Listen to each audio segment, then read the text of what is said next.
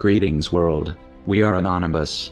The full wrath of the United States Central Intelligence Agency, CIA, will soon descend upon all of America after the deadliest secret lies of this deep state spy agency currently at war with President Donald Trump, have now been exposed for the entire world to see, and whose next false flag terror attack to cover up their crimes may come as soon this coming week. The international whistleblowing organization WikiLeaks released the largest ever in history publication of over 8,000 CIA top-secret documents. Vault 7.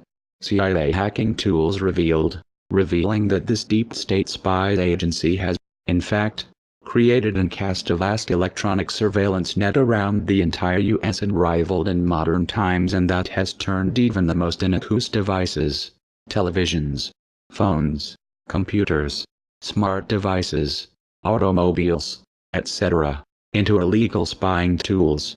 Prior to the release by WikiLeaks of these CIA top-secret documents, this organization's leader, Julian Assange, on the 3rd of March, emailed to President Trump's National Security Council, NSC, the encrypted key to unlock Vault 7 where these over 8,000 documents were stored, and that caused Trump to explode in anger less than 24 hours later and accuse former President Barack Obama of illegally having him placed under surveillance. Angering President Trump the most, as well as the FSB, were these top-secret CIA documents revealing that this deep state spy agency had created an exploit to falsely implicate Russia in hacking crimes it had never committed, and didn't he have to do as these Democrats had already destroyed themselves. The CIA's creation of this exploit designed to blame Russia for hacking crimes, was co-created by Google engineers who had, at least, 427 meetings at the White House over the course of Obama's presidency, and that in its final development stage was given to a cybersecurity technology company named CrowdStrike that Google Capital had invested $100 million in. As to what CrowdStrike did with this CIA Google exploit, one must remember that during last year's U.S. presidential election, WikiLeaks released what are now called the Podesta emails that roiled the Hillary Clinton campaign due to its many shocking revelations of high crimes and corruption within not only Clinton's campaign, but, also, the entire Democratic Party, DNC. To how WikiLeaks obtained the Podesta emails in the first place was through a disgruntled DNC officer named Seth Rich who was angry over the election being manipulated against Senator Bernie Sanders, but who shortly after he had turned over these damning email documents to WikiLeaks was assassinated, and that WikiLeaks offered a $20,000 reward to capture his killers, who were never found, with Hillary Clinton's campaign manager John Podesta having previously stated to Seth Rich's assassination that I'm definitely for making an example of a suspected leaker whether or not we have any real basis for it. And WikiLeaks leader Assange himself saying Russia had nothing whatsoever to do with the hacking of the Podesta emails. There was no doubt within the FSB that this DNC leaker had been killed by Clinton and /or Obama forces for his leaking of these damaging documents.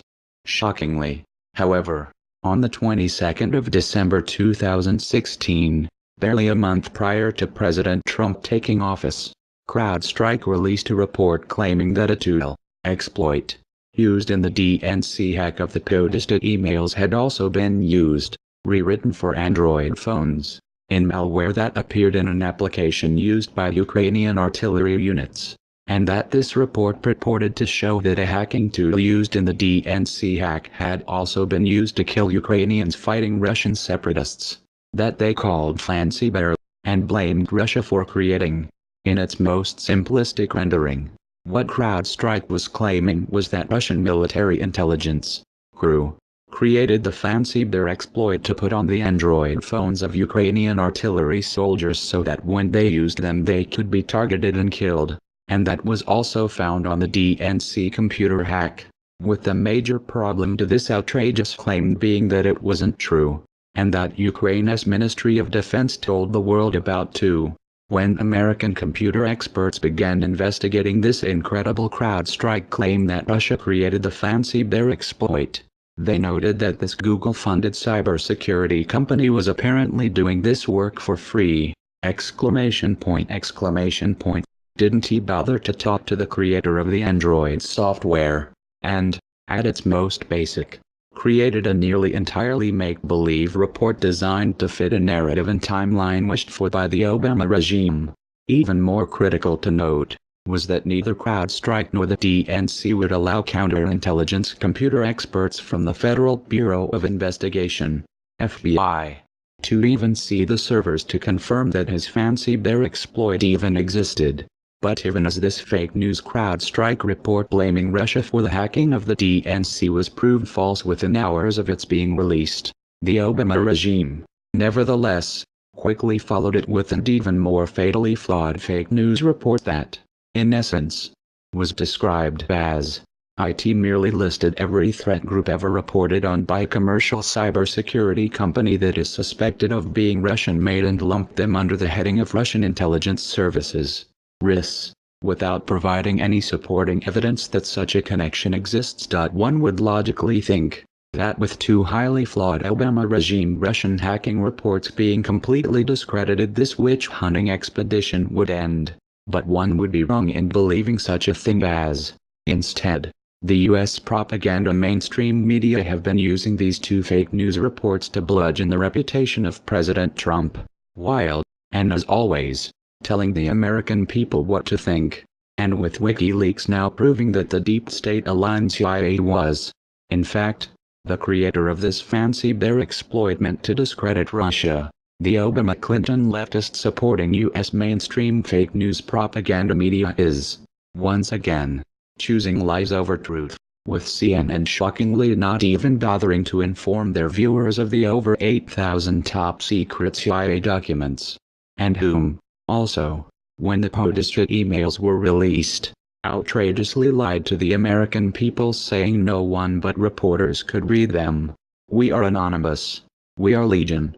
We do not forgive. We do not forget.